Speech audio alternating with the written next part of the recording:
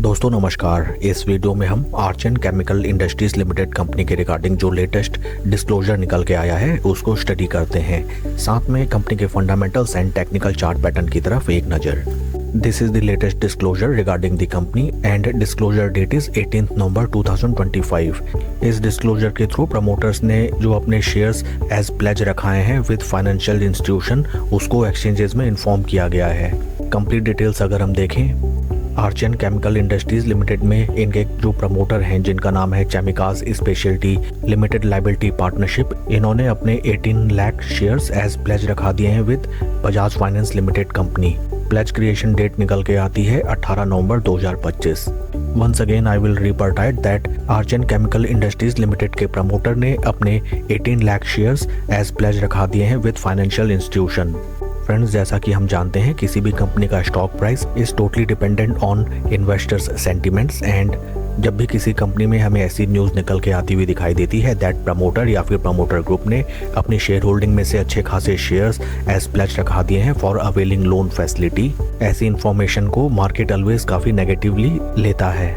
Pledging of shares by the promoter first of all reflect करता है that the financial stress under which right now the promoters are going on and second important thing is that in case किसी भी market volatility में अगर stock price further decline करता है from the present levels, काफ़ी cases में हमें margin call आती हुई भी नज़र आती है जिसकी वजह से stock price कई बार further severely fumble कर जाते हैं।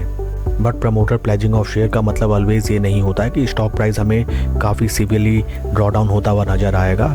Just it means that in case अगर इस स्टॉक में हमारी एग्जिस्टिंग पोजीशन है देन हमको काफ़ी कॉशियसली ट्रेड करना चाहिए एंड ऑलवेज रेडी रहना चाहिए to take any informed decision. In case इस स्टॉक में अगर हमारी पोजीशन है तो कंपनी के फंडामेंटल्स को अगर हम देखें, right now stock is trading at a P of 40.81 जबकि इंडस्ट्री का पी है 43.45। इंडस्ट्री पी से अगर हम कंपेयर करें, आर्चन केमिकल इंडस्ट्रीज लिमिटेड कंपनी का stock is neither oversold not overbought. Market cap of company 6,970 crore and current market price of share is 563.80।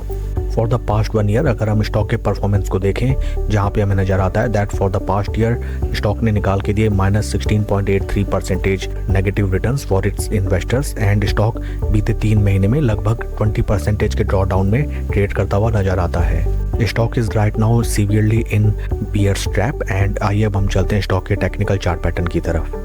This is weekly time frame जहाँ पे हमें नज़र आता है दैट स्टॉक ने जो अपने हाइज लगाए थे in the month of August 2024, right now stock हमें उन प्राइस लेवल से अराउंड 31% के ड्रॉ डाउन में ट्रेड करता हुआ नजर आता है। Technically stock is very weak and stock अपने 20 एंड 50 वीक मूविंग एवरेजेस के इंपॉर्टेंट पॉइंट से नीचे ट्रेड करता हुआ नजर आता है।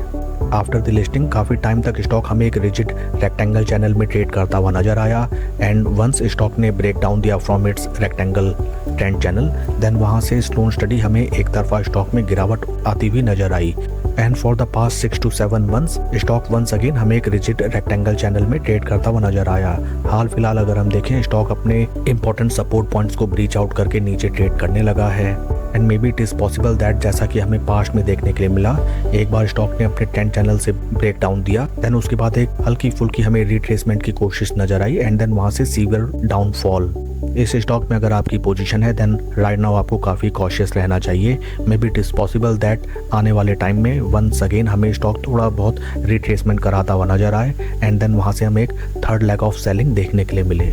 वॉल्यूम प्रोफाइल्स की तरफ अगर हम देखें जो कि हैं totally flat which reflects that right now big players are not making any move in this stock and only small and retail shareholders are trading majorly in this stock. That's all for the video friends. Please like and subscribe my channel. Thank you.